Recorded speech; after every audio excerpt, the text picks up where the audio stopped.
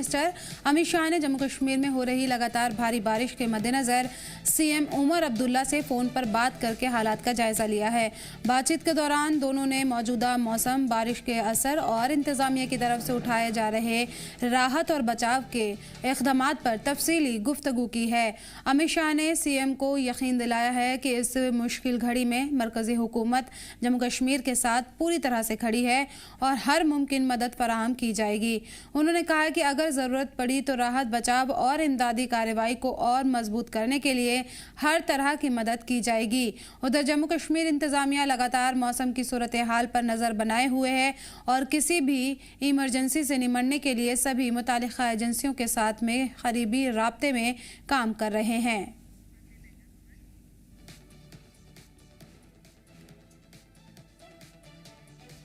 कारगिल के ककसार गांव की सैकड़ों खवातीन ने पानी की किल्लत के खिलाफ में पुरजोर एहतजाज किया और बारू मेन रोड को जाम कर दिया। मुजाहिरीन का मुतालबा था कि इलाके में पीने के पानी की सप्लाई को फ़ौरन बहाल किया जाए ताकि लोगों को दरपेश परेशानियों से निजात मिल सके। खवातीन का कहना है कि जब जल जीवन मिशन के तहत बनाई गई पानी की सप्लाई निज़ाम पूरी तरह नाकाम हो चुका है, जिसकी वजह से गाँव के बाशिंदे रोज़मर्रा की ज़रूरत के लिए भी साफ पीने के पानी से महरूम हैं। इस दौरान खवातीन ने मुतालिका महकमों के लिए नारेबाजी की और इंतज़ामिया से इस मामले में फ़ौरन दखल देकर मामले को हल करने की अपील की है। आज पूरी पब्लिक भी यहाँ आई थी और डीसी साहब के पास मैं बार बार भी गया और उनसे कहा भी था कि काकसर में बड़ा इशू है पानी का, तो इसको फिर से दोबारा एक बार सर्वे करके अक्सर तामीर करने की बहुत ज़रूरत है। तो सर इसी साल में तीसरी बार ये औरतें जो है यहाँ पे आया है तो सर ऐसे काउंसलर इनका यही कहना है कि जो जल जीवन का पानी नहीं है तो जो नाले का पानी है वो पी के बहुत सारे जो है बीमार भी हो गया, तो आज मजबूर होकर इन्होंने जो है मेन हाईवे बरू बंद कर दिया। सर देखिए, ये जो सर्वे हुआ था 2019 में, तब हम थे ही नहीं, हम काउंसलर भी नहीं थे। 2024 में हम काउंसलर इलेक्ट होके आ गए। उस वक़्त इनके हमारे डिपार्टमेंट के जेई वगैरह AWS हो, उनके अथॉरिटीज़ हो और इनके गांव वाले सरपंच जो इसका चेयरमैन होता है, जो जल जीवन का जो मेन चेयरमैन है वो सरपंच और पंच थे, उन्होंने सर्वे किया है। आज वो मुझे इस चीज़ का कोई इल्म नहीं है कि कहाँ से ये पानी लाया, बहुत दूर से लाया था कि पाकिस्तान के बॉर्डर से। तो शायद आज हम देखने जाएंगे, अभी ADC साहब भी हमारे साथ हैं, तो पूरी पब्लिक को लेके हम साइड पे जाएंगे और इसको हल करने की कोशिश करेंगे। लद्दाख यूनिवर्सिटी के school of horticulture science and technology की जानिब से कारगिल के बारू कॉन्फ्रेंस हॉल में लद्दाख की ख़ास और खुश्क इलाकों में पैदा होने वाली फसलों और किसानों की किस्में जो हैं उन पर तहफ़्फ़ुज़ और रजिस्ट्रेशन और फ़रोग़ के मौजू पर एक ट्रेनिंग कम अवेयरनेस प्रोग्राम का इनेकाद किया गया है। इस प्रोग्राम का मकसद किसानों को पौधे की किस्मों के हिफाजत और किसानों की तैयार की गई जो मकामी किस्में हैं वो रजिस्ट्रेशन के बारे में बेदार करना था। ये पहल protection of plant varieties and farmers rights act यानी कि PPV एंड FR एक्ट के तहत किसानों के हक और उनकी मेहनत को पहचान दिलाने के लिए की गई है। देखिए, ये प्रोग्राम जो है ये एक PPV FRA करके एक एजेंसी है जो अथॉरिटी है गवर्नमेंट ऑफ इंडिया की। तो इसका एक मेन मकसद है कि किस तरह से जैसे हमारी जो लोकल फार्मर्स के पास जितने भी वेल्थ है, चाहे वो कोई भी क्रॉप्स हो, specially in cold arid zone of India like Ladakh, यहाँ पे कई ऐसी क्रॉप्स हैं और जिनकी स्पेशल वेराइटीज़ जिनके जो फार्मर्स ग्रो करते हैं, तो उनको एक तरीके से प्रोटेक्ट करने के लिए ताकि जेनेटिक इरोजन ना हो फ्यूचर में और इस तरीके की वेल्थ का लॉस ना हो, तो उसके एक प्रोटेक्शन के लिए एक एजेंसी, ये जो अथॉरिटी है वो काम करती है बेसिकली। तो उनका ही एक अवेयरनेस प्रोग्राम है और उसकी फंडिंग भी उसी अथॉरिटी ने हमें की है ताकि हम अपने फार्मर को अवेयर करा सकें कि उसके पास कोई भी ऐसी निश क्रॉप जो कि फ्यूचर में एज ब्रीडर वो उसको कंजर्व कर सकते हैं, एज कल्टीवेटर कंजर्व कर सकते हैं और एज प्रोसेसर भी कर सकते हैं, ताकि ये अगर कोई भी फार्मर अपने नाम पे ऐसी कोई निश क्रॉप को रजिस्टर करता है तो वो उसके लिए आगे उसका बेनिफिट शेयरिंग पे उसको फ़ायदा भी फ्यूचर में मिल सकता है। कटरा में मानसून की पहली तेज बारिश ने एक बार फिर से इंतजामिया की तैयारियों की पोल खोल दी है। बारिश के बाद शहर के कई इलाकों में जलभराव हो गया, जबकि काउंटर नंबर 2 से मुख्य अस्पताल जाने वाला रास्ता बदहाल सड़क और पानी भरने की वजह से लोगों के लिए परेशानी का सबब बन गया। उधमपुर रोड पर भी बंद नालों की वजह से बारिश का पानी सड़कों पर फैल गया। लोगों और दुकानदारों का कहना है कि हर साल नालों की सफाई और सड़कों की मरम्मत के दावे किए जाते हैं, लेकिन ज़मीनी हकीकत कुछ और बयां करती है। उन्होंने इंतज़ामिया से फ़ौरन सड़कों की मरम्मत, नालों की सफाई और बेहतर जल की निकासी का इंतज़ाम करने की मांग की है, ताकि शहर वालों और ज़ायरीन को राहत मिल सके। आधार शिविर कटरा की अगर बात करें तो अभी बरसात ने सिर्फ दस्तक ही दी हुई है और कटरा के सड़कों का आलम यह है कि स्थानीय लोग तो परेशान हो ही रहे हैं। पर इस समय अगर मैं बात करूं तो इस समय हम उधमपुर रोड पे मौजूद है। यहाँ पर अगर हमको मैं तस्वीरों में दिखाने की कोशिश करूं तो ये भूमिका मंदिर के पास का रोड है। यहाँ पूरे तरीके से क्षतिग्रस्त हो गया है और गाड़ियां यहाँ से निकलना तो मुश्किल हो ही रहा है, पर जो राहगीरी जो है यहाँ पर आने जहाँ से जो पैदल जाने वाले लोग हैं वो कहीं ना कहीं इस समय सबसे ज्यादा परेशान है, क्योंकि बरसात ने अभी सिर्फ दस्तक दी है और कहीं ना कहीं एडमिनिस्ट्रेशन की पोल जो है वो पूरे तरीके से खुलती हुई नजर आ रही है। कटरा से शुभम शर्मा, जी जम्मू कश्मीर लद्दाख के लिए। नेशनल कॉन्फ्रेंस पुंछ यूनिट की जानिब से बाग हसन राठौर की क़यादत में एक अहम बैठक का इनेकाद किया गया, जिसमें सियासी और अवामी मसाइल पर गौर ख़ौज़ किया गया। बैठक को ख़िताब करते हुए बाग हुसैन राठौर ने जम्मू कश्मीर को फ़ौरन स्टेटहुड बहाल करने की ज़रूरत पर ज़ोर देते हुए कहा कि इससे जमहूरी इदारे मजबूत होंगे और आवाम के हुकूक़ की बेहतर हिफाजत यकीनी बनेगी। बैठक में शिरकत करने वाले नेताओं और कार्यकर्ताओं ने मरकजी हुकूमत से जल्द स्टेटहुड बहाल करने का मुतालबा किया। साथ ही उन्होंने हवेली के विधायक एजाज जान को भी जम्मू कश्मीर के स्टेट कैबिनेट में शामिल किए जाने की भी मांग उठाई। बैठक में पार्टी को जड़ सतह पर मजबूत करने और पुंछ के अवामी मसाइल को लगातार उठाने के अज़्म का भी इजहार किया। तो मैं जनाब MLA एजाज जान साहब ने फ़ोन किया कि इस साल हम मादरे मेहरबान का 11 तारीख को श्रीनगर में बहुत बड़ा दिन मना रहे हैं और 12 को जम्मू में। उसी सिलसिले में आज हमने यहाँ मीटिंग रखी है। सबसे पहले तो हम मादरे मेहरबान का जो दिन है, बरसी उनकी है, वो श्रीनगर में 11 तारीख को बड़ी शान शौकत से मनाएंगे। 12 तारीख के लिए हमने सुबह जम्मू में रखा है कि हर डिस्ट्रिक्ट से हमारे सारे साथी जाएंगे और हमने बड़ा जोश व खरोश के साथ वहाँ जो है जम्मू के अंदर वो मादरे मेहरबान की बरसी मनानी है। उसके साथ साथ 20 तारीख को हमने पुंछ के अंदर, जिस तरह कि आपको पता है, ऑनरेबल उमर साहब ने सारे MLA को साथ लेके, मंत्री हैं जितने, दिल्ली में जाके जंतर मंतर के अंदर धरना देना है कि हमने जो हमारी खोई हुई असली पहचान है, शनाख्त है, स्टेटहुड, वो वापस लिया जाए।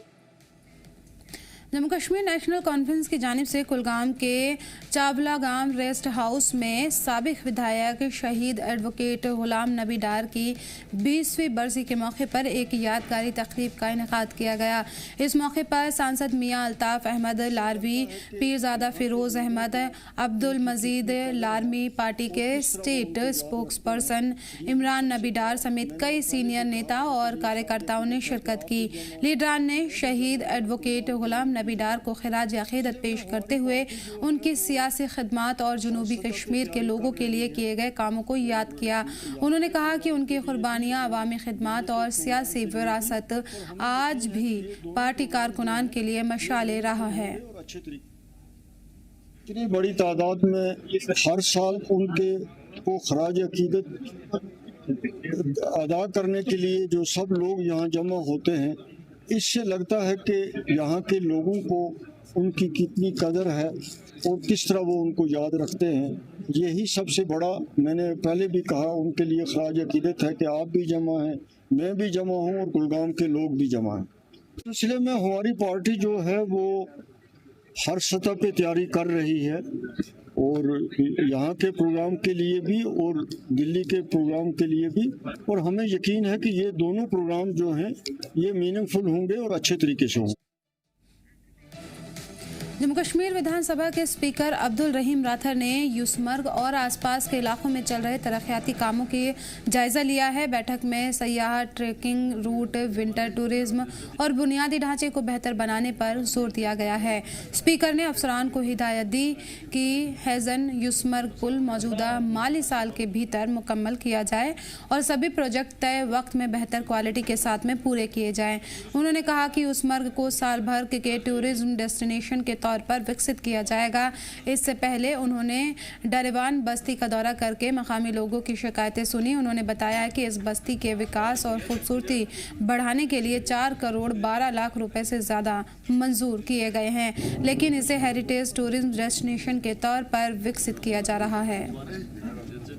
जो हमने हिस्सा लिया है वो नाले सूद गंगा जो है, इस पर हम ब्रिज कंस्ट्रक्ट करेंगे,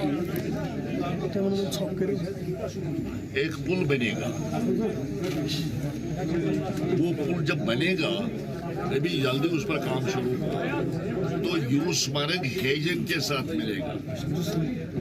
और समझो ये पुल बनने के बाद हेजन और यूसमर्ग ग्रेटर यूसमर्ग, हेजन भी खूबसूरत जगह है तो आपको मालूम है।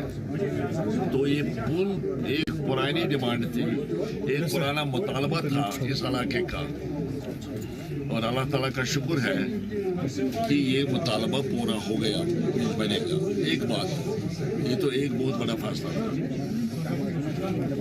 दूसरा फैसला था, बड़ा फैसला, यहाँ दारवन बस्ती है यूसमर्ग में।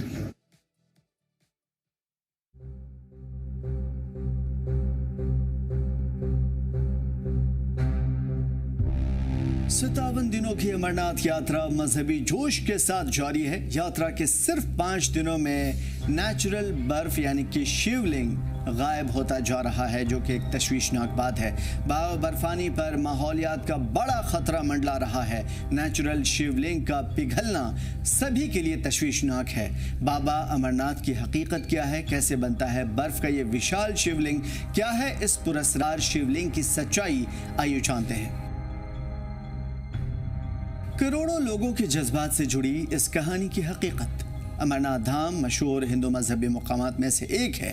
हर साल हजारों लाखों लोग यहाँ आते हैं। हर साल की तरह इस साल भी बाबा बर्फानी के दर्शन के लिए अमरनाथ यात्री पूरे जोश व खरोश के साथ यहाँ आ रहे हैं, जिसमें मुल्क के मुख्तलिफ हिस्सों से हर साल की तरह इस साल भी लाखों की तादाद में श्रद्धालु बाबा के दर्शन कर चुके हैं और कर रहे हैं। यात्रा के अभी 5 दिन ही हुए हैं। इस दौरान बर्फ के बने नेचुरल शिवलिंग का पिघलना जारी है और ये तशवीशनाक बात है। आपको बता दें कि मुल्क और बैरून मुल्क में बड़ी तादाद में बाबा बर्फानी के भक्त यहाँ पे रहते भी हैं, आते भी हैं। यही वजह है कि दर्शन के लिए हर साल लाखों की तादाद में श्रद्धालु का यहाँ पहुँचना एक बहुत बड़ी बात होती है। एक मेला होता है या फिर कहिए कि ईद है। बाबा बर्फानी से लोगों की जज्बाती एक लगाव है और इसका अंदाज़ा इस बात से लगाया जा सकता है कि इमसाल यानी कि इस साल यात्रा शुरू होने के 1 हफ्ते के अंदर दर्शन करने वालों की तादाद 1 लाख के पार पहुँच गई है। हर साल लाखों श्रद्धालु बाबा बर्फानी के दर्शन के लिए आते हैं, लेकिन गुजरते दिनों के साथ साथ बाबा बर्फानी का साइज खासतौर पे आहिस्ता आहिस्ता ये जो बर्फ का जो हिस्सा है यानी कि शिवलिंग वो कम हो रहा है और बेहद लोगों को इस बात की तशवीश है कि क्या ये 57 दिनों की जो यात्रा है इससे पहले ही शिवलिंग के दर्शन से हम महरूम हो जाएंगे। माहिरीन इसकी असल वजह माहौलियाती तब्दीली बताते हैं। ग्लोबल वार्मिंग के साथ साथ तेज़ी से बढ़ती बाबा बर्फानी के भक्तों की तादाद भी है। लोगों की बढ़ती हुई भीड़ की वजह से माहौलियात में तब्दीली आ रही है और गर्मी की वजह से बाबा अमरनाथ का साइज आहिस्ता आहिस्ता छोटा हो रहा है और अब बिलाखिर पिघल कर करीब करीब खत्म हो चुका है। और ऐसा पहली बार नहीं हो रहा है। इससे पहले 2004 में अमरनाथ यात्रा एक माह तक चली थी और भगवान अमरनाथ 15 दिनों में विलुप्त हो गए थे। लोग बहुत मायूस हुए थे। ऐसे ही 2013 में 22 दिनों के अंदर बाबा विलुप्त हो गए। 2016 के अंदर 13 दिनों में ये पूरा जो बना हुआ जो शिवलिंग है ये खत्म हो गया। लेकिन गनीमत ये रही है कि यात्रा शुरू होने के वक्त ये अपने आकार में पूरी तरीके से था, प्रकट हुआ था, लोगों ने देखा और अभी भी देख रहे हैं। इस साल प्रथम पूजा के मौके पर शिवलिंग की जो ऊंचाई 5 फीट से ज़्यादा रही थी, लेकिन इस मर्तबा अब धीरे धीरे जिस हिसाब से पिघल रही है, उम्मीद की जा रही है कि आने वाले दिनों में, या अंदेशा है कि आने वाले दिनों में ये घट करके बिल्कुल विलुप्त हो जाएगी। लेकिन ये जानना ज़रूरी है कि आखिर ये शिवलिंग पिघलती क्यों है, क्या है इसके पीछे का रहस्य, अमरनाथ शिवलिंग कैसे बनता है। इस बारे में माहिरीन का कहना है कि अमरनाथ गुफा की छत से टपकने वाला बूंद बूंद पानी गुफा के माइनस टेम्परेचर की वजह से नीचे गिरते ही जम जाता है और ये परत एक दूसरे पर चढ़ते चढ़ते बर्फ से बने शिवलिंग का साइज 12 से 18 फुट तक पहुंच जाता है। और ये शिवलिंग इसलिए भी रहस्यमय है क्योंकि आमतौर पर बर्फ जमने के लिए टेम्परेचर 0 डिग्री सेल्सियस या उससे नीचे होनी चाहिए, लेकिन अमरनाथ यात्रा के दौरान आमतौर पर यहाँ का टेम्परेचर 0 से ऊपर रहता है और उसके बावजूद ये शिवलिंग टिका हुआ रहता है और मुद्दतों तक चलता है। ये रिसर्च का एक मौजू है, लेकिन माहिरीन इसे रहस्य में बताते हैं। और इसके अलावा माहिरीन का ये भी कहना है कि धार्मिक मान्यताओं के मुताबिक चंद्रमा के घटने बढ़ने के साथ शिवलिंग का आकार भी बदलता है। श्रवण पूर्णिमा पर यह अपने सबसे बड़े स्वरूप यानी आकार में दिखाई देता है और अमावस्या तक धीरे धीरे छोटा होने लगता है। ये वो हकीकत है जो अमरनाथ धाम को अहम बनाता है और जो मुल्क के करोड़ों लोगों की आस्था से जुड़ी है। फिलहाल हम उम्मीद यही कर रहे हैं कि जितनी बड़ी तादाद में 57 दिनों की ये यात्रा रखी गई है और मुल्क भर से जो आने वाले श्रद्धालु हैं वो बाव बर्फानी के दर्शन कर पाएं। आप क्या सोचते हैं, हमें कमेंट बॉक्स में ज़रूर बताएं। आगे बढ़े, आपको बताएं कि ईरान अमेरिका में फिर जंग तेज़ हो गई है। अमेरिका का ईरान पर एक और बड़ा हवाई हमला देखने को मिला है। ईरान के कई शहरों में ज़ोरदार धमाके हुए हैं। बंदर अब्बास, कोनारक और चाबहार में निशाने पर लिया है। पहले मरहले के हमले में 8 फौजी एहलकार की हलाकत की खबर सामने आई। हॉर्मुज़ में जहाज़ों पर हमले का जवाब दिया है। अमेरिका ने इन हमलों को लेकर ये बयान जारी किया है। ट्रंप ने कहा है कि ईरान ने फिर से हमला किया तो अंजाम संगीन होगा। पाकिस्तान, कतर और यूएन की तनाव जो घटाने की कशीदगी जो है उसे घटाने की अपील की है। तेहरान ने हॉर्मुज़ पर सख्त कंट्रोल का ऐलान कर दिया है और गुजरने वाले जहाज़ों से फीस वसूलने की धमकी दी है और तय रास्तों से हटने वाले जहाज़ों को निशाना बनाने का इंतबाह दिया है। ओमान के करीब 3 जहाज़ों पर हमले से हालात फिर बिगड़ गए हैं। करीब 6000 समुद्री मुलाजिम अब भी इलाके में फंसे हुए हैं। आपको बता दें कि फिर से हमले देखने को मिले हैं। अमेरिका की तरफ से ईरान पर हमला किया गया है। हॉर्मुज़ को लेकर ये हमला हुआ है। अमेरिका ने कहा है कि जो जहाज़ को निशाना बनाया था उसके जवाब में ये हमला किया गया है। ईरान अमेरिका में फिर से जंग तेज़ देखने को मिल रही है। अमेरिका ने ईरान पर एक और बड़ा हवाई हमला किया है। ईरान के कई शहरों पर ज़ोरदार धमाके हुए हैं। बंदर अब्बास, कोनारक और चाबहार भी निशाने पर लिया गया है। पहले मरहले के हमले में 8 फौजी एहलकार भी इसमें हलाकत की खबर सामने आई है। They launched a couple of drones and one rocket, one missile, and at ships because they were in the strait, which they have every right to be. And so we hit them very hard last night. Very, very hard. Probably hit them hard again tonight. I'll give them a little warning. We're going to hit them hard tonight. But we'll see how it all works out. No, I'm not happy with them, you know. और आपको बताएं कि America ने जो हमले किए हैं इसको लेकर ईरान ने भी इंतबाह जारी किया है। कहा है कि दुश्मन और उसके मुआविन को कड़ी सज़ा दी जाएगी। ईरान की तरफ से यह बयान सामने आया है। एक भी अमेरिकी फ़ौजी जिंदा वापस नहीं लौटेगा।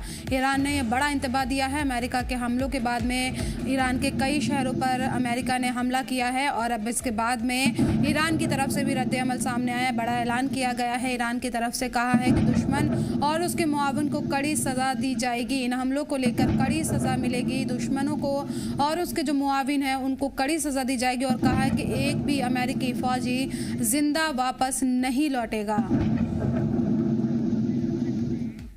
ईरान के हमले पर ट्रंप का बयान सामने आया। कहा हॉर्मुज में जहाज़ों पर हमले का बदला लिया गया, ऐसा दोबारा हुआ तो हालात और भी ख़राब हो जाएंगे। ट्रंप की तरफ से ये बयान सामने आया है। ईरान के पास कभी परमाणु हथियार नहीं होंगे, ट्रंप ने ये बड़ा बयान दिया है। लगातार जो जंग है वो फिर से तेज़ होती हुई दिख रही है।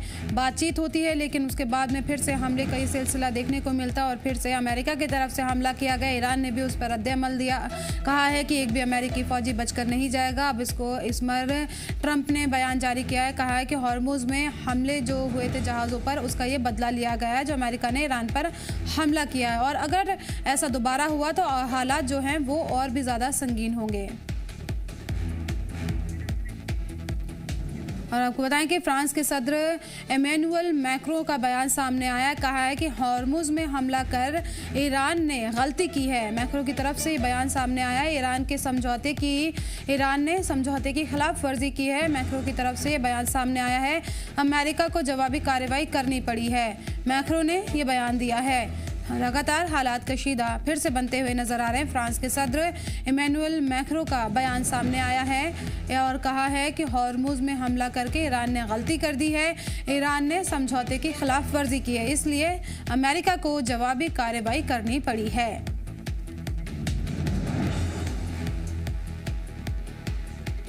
तो यहाँ अमेरिका ईरान कशीदगी पर बड़ी खबर आपको बता दें कि मिडिल ईस्ट में अमेरिका के 20 से ज़्यादा जंगी जहाज़ तैनात हैं। अरब सागर में जंगी बेड़े हैं, तैयारों का क्लोज फॉर्मेशन है। अमेरिका ने ये कहा है सिक्योरिटी बनाए रखने के लिए जंगी बेड़े की तैनाती की गई है। अमेरिका की तरफ से ये बयान सामने आया। हालात फिर से कशीदा होते हुए नज़र आ रहे हैं।